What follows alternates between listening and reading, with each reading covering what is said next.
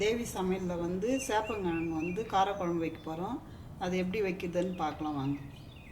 ஒரு குக்கரில் ஒரு சொம்பு தண்ணி ஊற்றி வச்சுருக்கேன். இந்த சேப்பங்கிழங்கு வந்து கழுவி வச்சுருக்கேன். அதில் போட்டு வேக வச்சுக்கலாம். ஒரு 3 விசில் வச்சு வேக வச்சுக்கலாம். இப்போ சேப்பங்கிழங்கு வந்து 3 விசில் வச்சு வெந்து போச்சு. எடுத்து ஒரு தட்டில் வச்சு உரிச்சிக்கலாம். எல்லாம் தோல்லாம் உரித்து எடுத்துக்கலாம் காரக்குழம்பு வைக்கிறதுக்கு.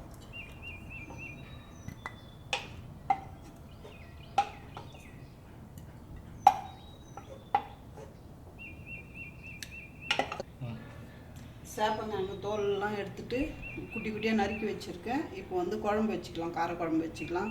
அதுக்கு ஒரு கடாய் வச்சு நல்லெண்ணெய் ஊற்றிக்கலாம்.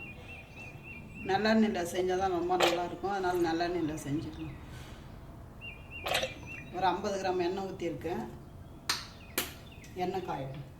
நல்லெண்ணெய் காஞ்சிடுச்சு. இப்போ கடுகு சீரகம் போட்டுக்கலாம்.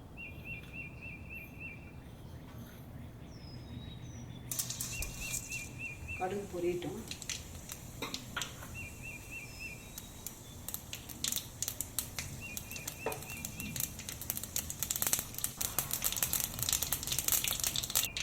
பெரிய வெங்காயம் ஒன்று உரிச்சிட்டு குட்டி குட்டியாக நறுக்கி வச்சுருக்கேன். அது போட்டுக்கலாம் எண்ணெயில்.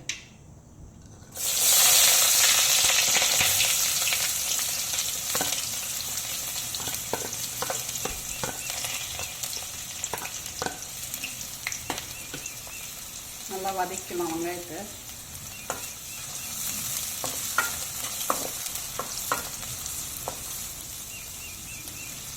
பாதி அளவுக்கு வதங்கிருக்கு வெங்காயம். அந்த அளவுக்கு வதங்கினா போதும்.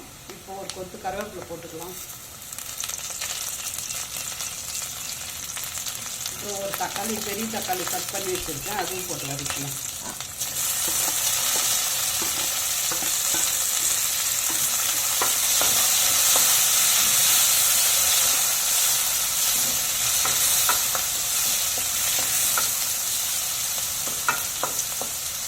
இந்த தக்காளி வந்து நல்லா குழையிற மாதிரி வதக்கணும். அது வரைக்கும் வதக்கலாம். இப்போ தக்காளி, பூண்டு, வெங்காயம் எல்லாம் போட்டு நல்லா வதக்கியாச்சு. நல்லா வதங்கிடுச்சு. இப்போ கொஞ்சமாக மஞ்சள்தூள் போட்டுக்கலாம். ஒரு 1/2 ஸ்பூன். அப்புறம் வெறும் மிளகாத்தூள் ஒரு 1/2 ஸ்பூன் போட்டுக்கலாம். இதில் 1/2 ஸ்பூன் போட்டுக்கலாம்.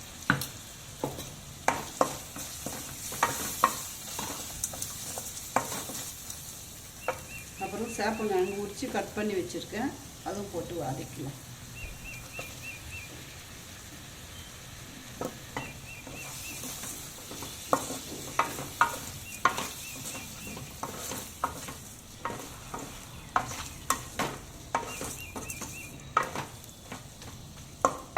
அப்புறம் குழம்புக்கு தேவையான மிளகாத்தூள் போட்டுக்கலாம்.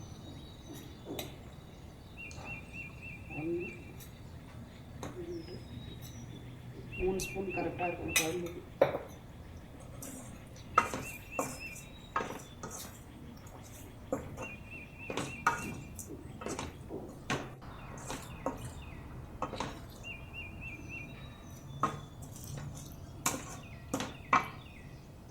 வதக்கி விட்டாச்சு. இப்போ நம்மளுக்கு எவ்வளோ குழம்பு தேவையோ அதுக்கு ஏற்ற மாதிரி தண்ணி ஊற்றிக்கலாம்.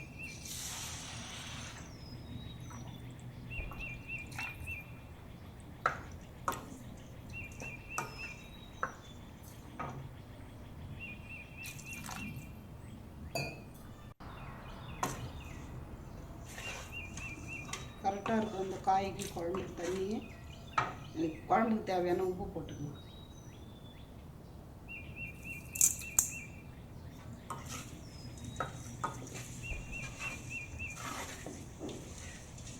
அவ்வளோதான். ஒரு 5 நிமிஷம் நல்லா கொதிக்கிட்டோம். தட்டு போட்டு மூடி வச்சுக்கலாம்.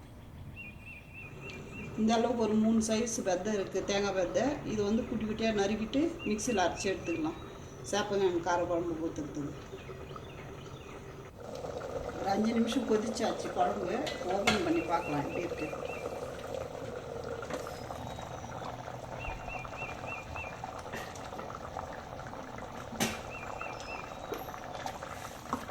கொதிச்சது போதும்.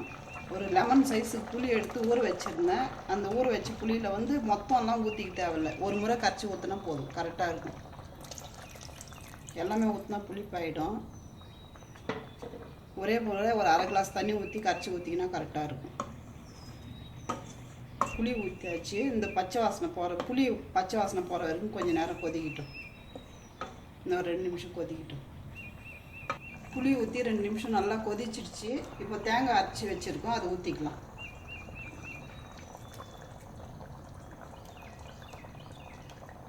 கொஞ்சமாக தண்ணி ஊற்றி கலந்து ஊற்றிக்கலாம். தேங்காய் ஊற்றியாச்சு. ஒரு 1/2 கிளாஸ் தண்ணி ஊற்றி கலந்து ஊற்றிக்கலாம் ஜாரில்.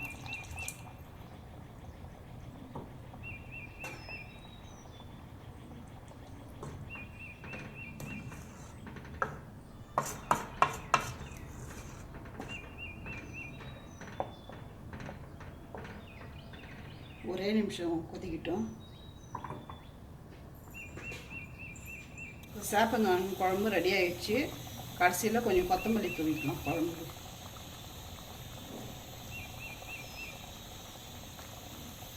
இந்த குழம்பு ரொம்ப சூப்பராக இருக்கும். சாதம் போட்டுட்டு அப்புறம் அப்பளம் வறுத்து வச்சுன்னு சாப்பிடுங்க. உங்களுக்கு பிடிச்சிருந்தா லைக் பண்ணுங்கள், ஷேர் பண்ணுங்கள், சப்ஸ்கிரைப் பண்ணுங்கள், கமெண்ட் பண்ணுங்கள்.